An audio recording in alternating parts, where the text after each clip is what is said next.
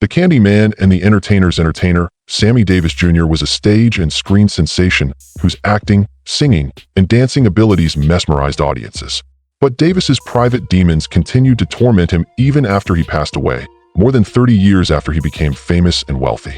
Unexpectedly, a disturbing aspect of the renowned performer has been uncovered in his personal vault. Just what was discovered in that safe? How were they able to find it? Come investigate with us. Behind the uniform, Sammy Davis Jr.'s D-Day at 17 years old, he was enlisted in the United States Army to service in World War II. He weighed in at a scant 120 pounds and stood just 5 feet 6 inches tall. But he wasn't hindered in battle by his stature. Not the enemy's animosity, but that of his fellow soldiers, those who shared his uniform, was what finally shattered him. Among the first integrated infantry units was the terrible place Sammy ended up when he enlisted in the Army. This did not indicate advancement in his view. It was unbearable. A soldier was sitting on the steps of the barracks when he approached him on his first day of training. Sammy, in his customary kind voice, sought guidance from what he believed to be a fellow soldier who could lend him a hand. The man, on the other hand, used strong language to express his disapproval of Sammy. His outlook on life was forever altered at that time. Sammy had been protected up until that moment by the affection of his father, and the strong connection he had with the Will Maston trio, who had shielded him from the painful truths of bigotry. With the Army, though, things were different. As soon as he pushed open the door to his innocence, a terrible and hateful world revealed itself.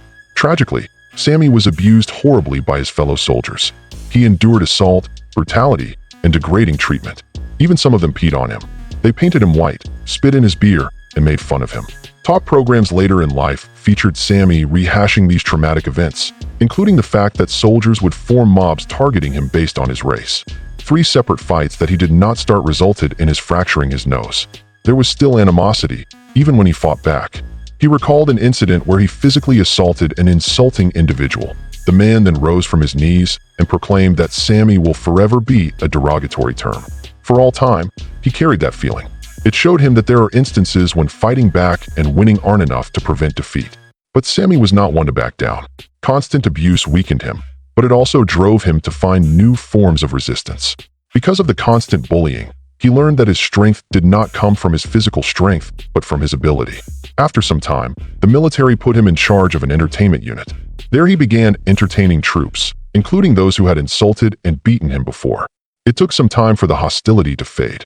After a performance, some soldiers pretended to want to make amends. They motioned for Sammy to join them at the table and offered him a pitcher of beer. Sammy mixed himself a drink in the hopes of being accepted.